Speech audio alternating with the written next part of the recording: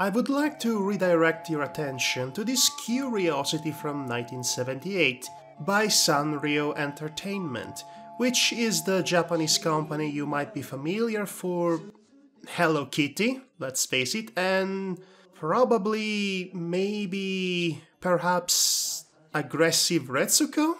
And let's face it, not much of anything else, but back in the day, specifically 1970 and 1980-ish, it was a company mostly known for producing short animated features, such as the 4 animated adaptations of Unico by Osamu Tezuka.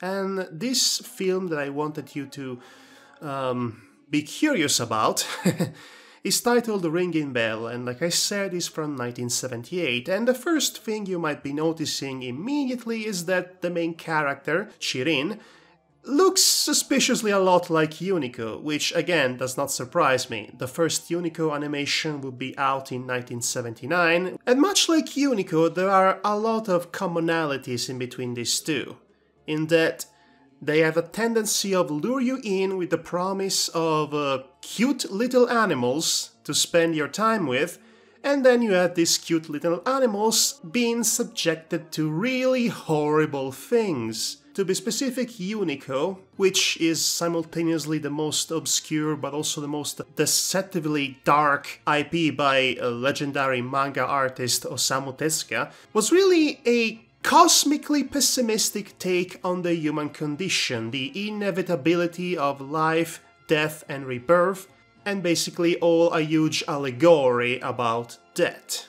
And the Ringing Bell is similar in that regard, but instead of looking at the human condition on a cosmic perspective, it looks at it in a more grounded perspective. It's about the cruelty of life, of the laws of nature, if you will. The death of innocence in the face of the uncaring nature of the world. And such is what happens to the main character.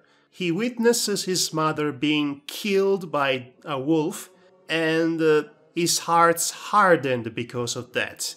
He goes after the wolf for revenge, realizes he cannot get revenge because he's nothing but a weak sheep, so he makes the decision of not being a sheep and pursues the ideal strength of the wolf, even going so far as begging the wolf that killed his mother to turn him into his student.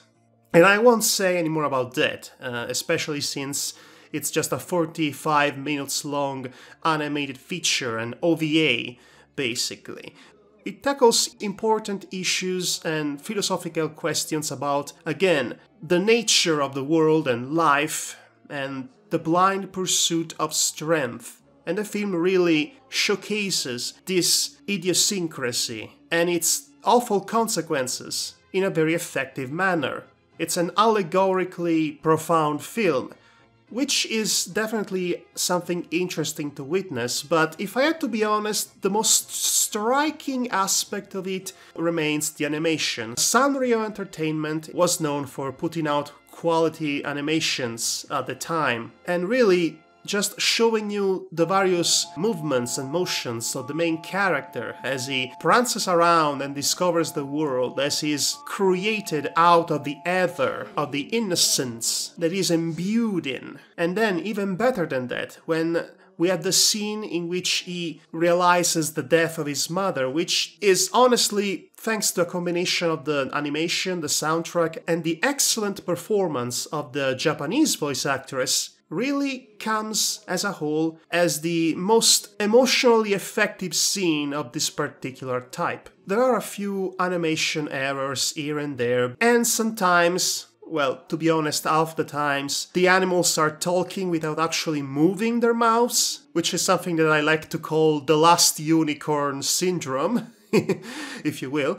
But other than that, this is a really interesting film that needs to be seen because it's definitely different from anything else you might see, both at the time and coming from Japan specifically. Honestly, there was never a better period for Japanese animation than the 70s and the 80s as far as experimentation and techniques were concerned. Really, those are little unknown treasures that deserve to be, well, treasured.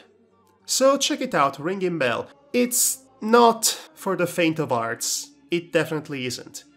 Well, this has been a bit of Madhog's unscripted reviewing fun. I hope to keep you entertained during your weekdays. And thank you for listening, so see you next time.